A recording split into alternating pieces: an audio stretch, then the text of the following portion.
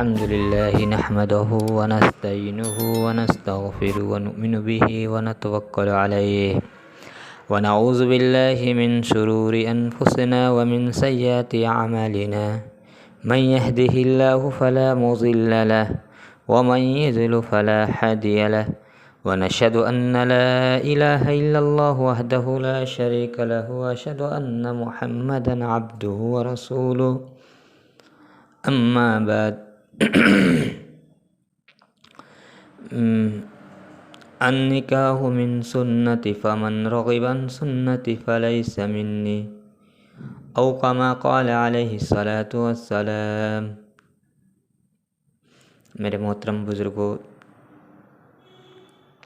دوستو، اس سے پہلے میں نے کئی ویڈیو اپلوڈ کیا ہے، جیسے کہ میں نے غسل کے فرائض کو بتایا، میت کو غسل دینے کا طریقہ کو بتایا، پھر نماز کی اہمیت اور ایمان کسے کہتے ہیں اور اللہ کو کیسا دل پسند ہے۔ اور آج میں جو ویڈیو اپلوڈ کروں گا وہ ہے جہیز۔ آج ہمارے معاشرے کے اندر ایک ناسوز بیماری جسے ہم جہیز کے نام سے جانتے ہیں، اس کے بارے میں بتاؤں گا۔ جہیز کی لعنت مسلمانوں کا ایک گروہ ہے جو جہیز کو سنت رسول اللہ صلی اللہ علیہ وسلم ثابت کرنے کا ناکام کوشش کرتے ہوئے کہتا ہے کہ حضور پاک صلی اللہ علیہ وسلم نے اپنے لاڈلی اور چہیتی اور لخت جگر کو جہیز میں دیا تھا، لیکن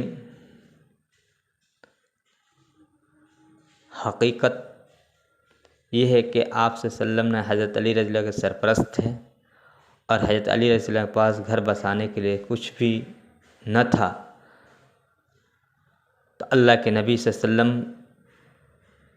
حضرت علی رضی اللہ عنہ آپ کے نکاح ہوا تو ایک انصاری صحابی نے، جب آپ رضی اللہ عنہ کا نکاح حضرت علی رضی اللہ عنہ سے ہوا تو ایک صحابی نے اپنا گھر خالی کر دیا اور کہا کہ اس میں حضرت علی رضی اللہ عنہ رہیں گے، لیکن اس گھر میں کچھ بھی نہیں تھا۔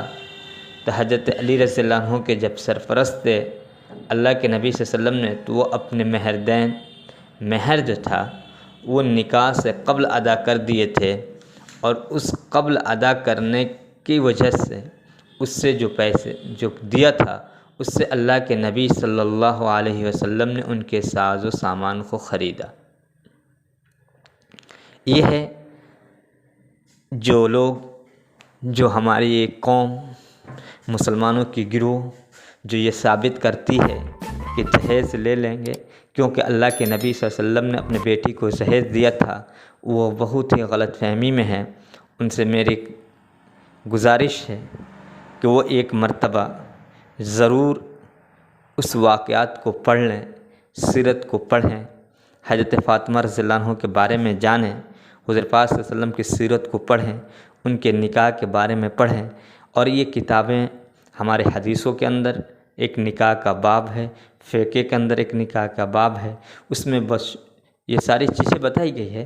لیکن آج ہم ہندوستان، پاکستان، بنگلہ دیش کے ایک مسلمان، یہ قوم جو دوسرے قوموں سے متاثر ہو کر ایک جہیز لیتی ہے اور جہیز کے نام پر نہ جانے کیا کیا خرافات، رسمیں رواجیں شروع ہوتی ہیں، اور حالانکہ اسلام میں اس کا بالکل ہی کوئی گنجائش نہیں ہے۔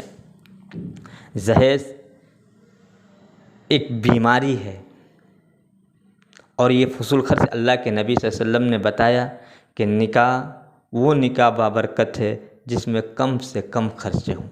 اور آج ہمارے یہاں نکاح ایک دوسرے سے بڑھ کر، اگر ہمارے پڑوسی، کسی کا پڑوسی یہ شادی کرتا ہے، اس نے 10 روپے خرچہ کیا تو اگلا سوچتا ہے کہ میں اس سے کیوں کم رہوں، میری برابری اس سے میں آگے بڑھوں کہ میرے نام میرے چرچے ہوں کہ فلاں شخص نے یہ اپنی بیٹی کی شادی کی تو اس نے 20 روپے خرچ کیا تھا۔ افسوس جس کو فضول خرچی کرنے والا شیطان کا بھائی ہے۔ اللہ کے نبی صلی اللہ علیہ وسلم نے ارشاد فرمایا فضول خرچی کرنے والا شیطان کا بھائی ہے۔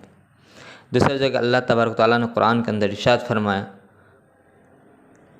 کہ تم، قرآن میں بھی ہے کہ بے شک کہ فضول خرچی کرنے والے، بیجا خرچ کرنے والے وہ شیطان کا بھائی ہوتے ہیں، اور فضول خرچی اللہ کو ناپسند ہے۔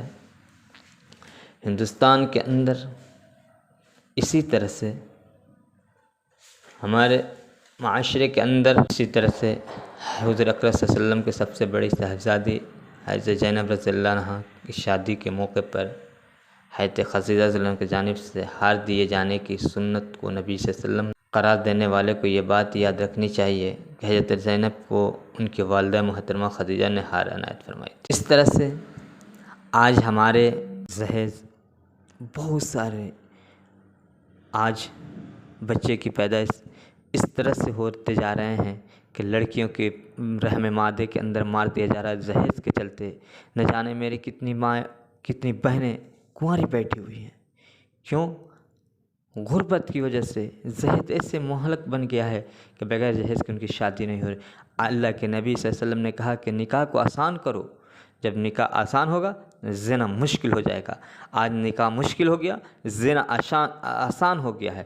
آج آئے دن پہ وہ چیزیں ہو رہی ہیں، وہ نوجوان لڑکے اور لڑکیاں کر رہی ہیں، چوراہے پہ کھڑے ہو کر ایک کالج سے جب ایک لڑکا اور لڑکی نکل رہے ہیں تو ایک دوسرے کو کس کرتے ہیں اور ٹاٹا بائی بائی کر کے نکلتے ہیں۔ یہ کہاں کی یعنی یہ مسلمان قوموں کے اندر پائی جا رہی ہے۔ یہ صرف اور صرف اس کا ذمہ دار وہ لوگ بھی ہوں گے جو جہیز کو عام کر رہے ہیں، جہیز لے رہے ہیں اور جہیز کی وجہ سے اپنے بیٹے اور بیٹی کی شادی نہیں کر رہے ہیں۔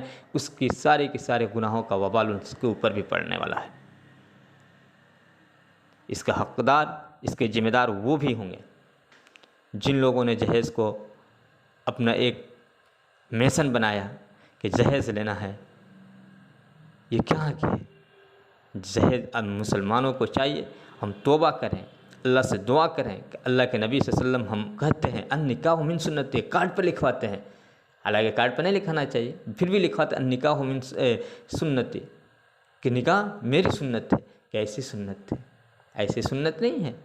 نکاح وہ سنت ہے جیسے اللہ کے نبی صلی اللہ علیہ وسلم نے جیسے اپنے صاحبزادیاں کی شادی نکاح کیا، اس طریقے سے ہم کریں گے تب نکاح میری سنت ہے۔ سنت طریقے پر ہوگا، نکاح میری سنت ہے۔ جس نے میری سنت سے اعراض کیا وہ ہم میں سے نہیں ہے۔ میں نے حدیث پڑھا، اس حدیث کا ترجمہ میں بتا، النکاح من سنتی فمن رغب عن سنتی فلیس منی۔ افسوس کہ آج کے مسلمان نہ جانے کس قوم سے متاثر ہو کر خود اس پہ عمل کرنا چاہ رہے ہیں، اور آج متاثر ہو رہے ہیں دوسرے قوموں کی بات پر۔ جہیز سے کہیں سے ثابت نہیں ہے جہیز، کسی بھی نہ نبی سے، نہ صحابہ سے، نہ خلفائے راشدین سے، نہ تابعین سے، تابعین سے، تابعین سے، کسی سے بھی جہیز کی ثابت نہیں ہے کہ کسی نے جہیز لیا ہو یا لکھا ہو کہ جہیز جائز ہے۔ دیکھ لیں، پڑھ لیں، سمجھ لیں، اور نہیں معلوم ہے تو علماء کرام کی صحبت میں جائیں اور ان سے سمجھیں، پوچھیں کہ ہم جہیز لے رہے ہیں۔ اگر جہیز لیتے ہیں، جو شخص جہیز لیتا ہے اور جہیز نہیں ملنے کی وجہ سے اپنے بیٹے کی شادی نہیں کرتا ہے اور اس کا بیٹا کسی غلط کام میں مشغول ہوتا ہے، کسی غلط کام کو کرتا ہے، کہیں اور جگہ پہ جا کر اپنے منہ کو مارتا ہے، تو اس کے ذمہ دار اس کے والدین ہوں گے۔ اس کا وبال اس کو پڑھے نہ پڑھے لیکن اس کے والدین کو وبال ضرور پڑھے گا۔ اب میں ہمیشہ کہتا ہوں، میں آئے دن تقریر میں کرتا ہوں کہ جیسے مسلمانوں کو کہا جائے کہ یہ سور کا گوشت ہے تم کھا لو، تو کہیں گا کہ سور کا گوشت تو حرام ہے۔ مولانا صاحب آپ یہ کیا کہہ رہے ہیں؟ سور کا گوشت تو حرام ہے۔ میں کہتا ہوں جب سور کا گوشت حرام ہے، اسی طرح سے جہیز کے پیسے کا خرید کر کھانا اس سے بھی بدتر ہے، تم سور کے گوشت کھاتے ہو۔ تو جو لوگ جہیز کے پیسے کو کھاتے ہیں وہ سور کا گوشت کو کھاتے ہیں، اور اس کے بعد سے وہ کہیں گے ہم تو حرام کھاتے نہیں ہیں، ہم تو حلال کھانے والے ہیں۔ نعوذ باللہ، مجھے میں حلال کھاتا ہوں، میں حرام کے نہیں۔ یہ حرام نہیں تو کیا ہے؟ اس لیے میرے چاہیے کہ اپنے سنت کو عام کریں اور نکاح، اپنی شادی اور بیوہ اپنے نکاح کو سنت طریقے پہ کریں۔ اللہ سے دعا کریں کہ اللہ تبارک ہم سب کو اللہ کے نبی صلی اللہ علیہ وسلم کے بتائے ہوئے طریقے پر اس پہ عمل کرنے کے اور اس کے بتائے ہوئے طریقے پر ہمیں نکاح کرنے والا بنائے، اور اللہ تبارک ہم سب کو اس پہ عمل کرنے کی توفیق عطا فرمائے۔ وما علینا الا البلاغ۔